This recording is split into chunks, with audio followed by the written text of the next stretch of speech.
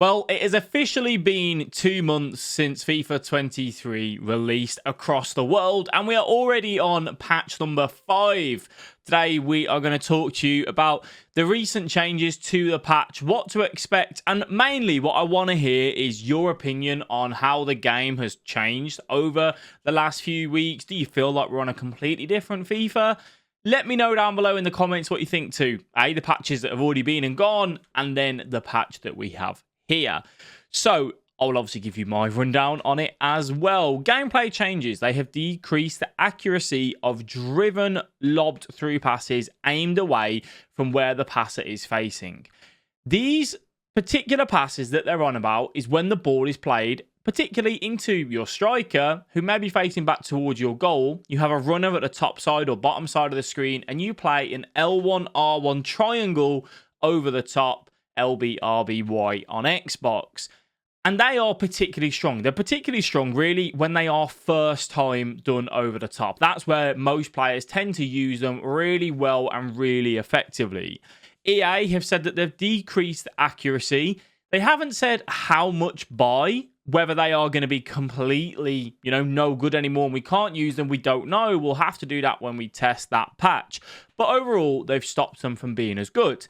For me, they were particularly broken. They were particularly strong. So I think they are, rightly so, kind of nerfed. And I think a lot of players could do them. It wasn't specifically with just some of your best passers.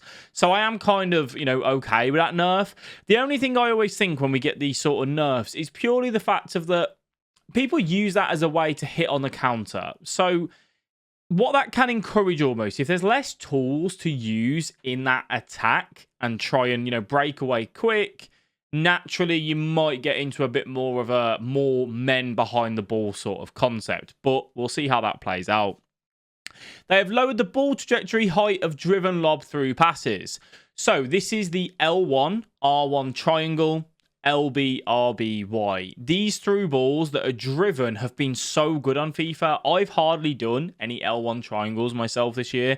I have predominantly done these L1, R1 triangles, the driven lob through passes, because they're so good. They don't hang in the air as long. They just, drive like right perfectly into where you want the ball to go. They've lowered the ball trajectory. What this means is that the ball is just not going to go as high. It's probably going to be more around head height. And what it may do is it may mean that the ball is intercepted more by the opponent.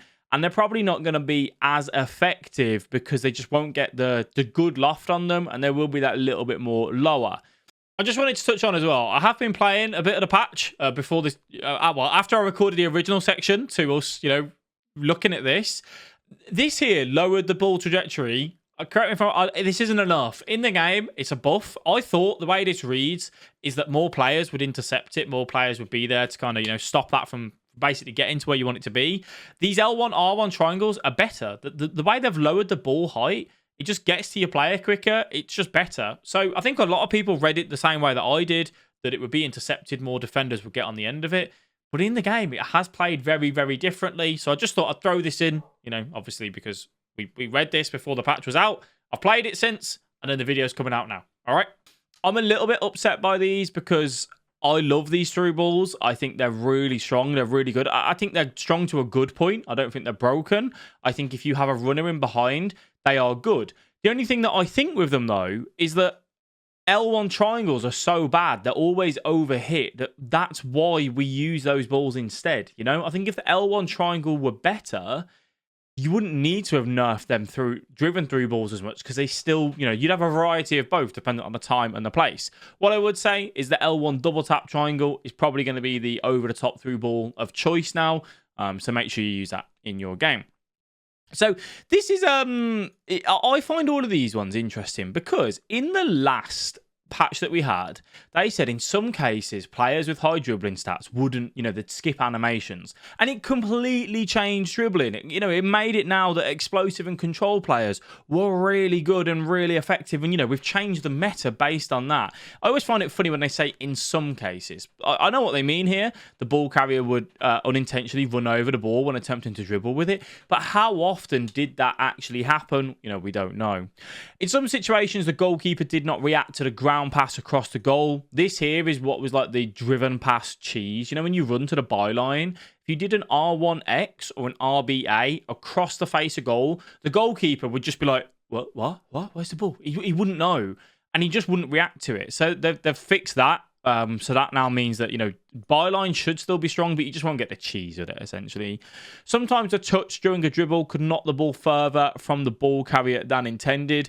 I'm actually kind of okay with this, to be honest with you, because, well, I know what this is, because there's times where I would take like a heavy touch and I wasn't holding sprint or anything, and they just knock it on. And I was like, why are they doing that? I couldn't really work that one out, so I'm happy that they fixed that. In some cases, appropriately powered through passes could incorrectly cause the ball to be hit out of play. I am very interested by through balls. Let me know what you think. Pre-patch, they got buffed. And a lot of people, you know, pros were like, why? They're unbelievably strong, like first-time through balls and whatnot. I'm terrible with ground through balls this year. I can't get them right. I still can't get them right. I don't really tend to use them. I tend to normally just go over the top. But let me know what you think to through balls down below, because it is something that I struggle with. AI teammates could launch a ball as far away, even when the pass block assistant setting was off. In some situations, defender could incorrectly attempt to shield the ball without being requested to do so. This one I found happened quite a lot, where I'm trying to like release the ball and they end up like shielding. It's a weird one to explain. I'd probably have to get some clips for that one.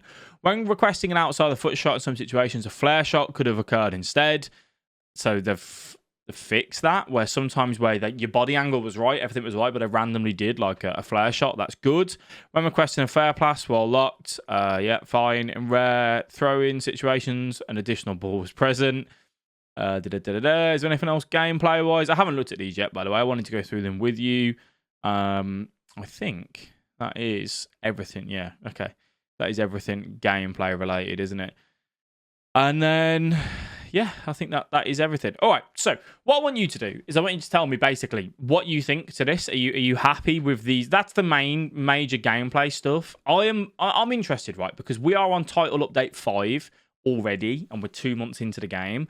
I'm going to start to wonder, when do EA stop patching FIFA 23 and wait for the next EA game, because it won't be called FIFA, will it? We know what they're like. You know, they normally tend to get to like January, and then with the patches slow down.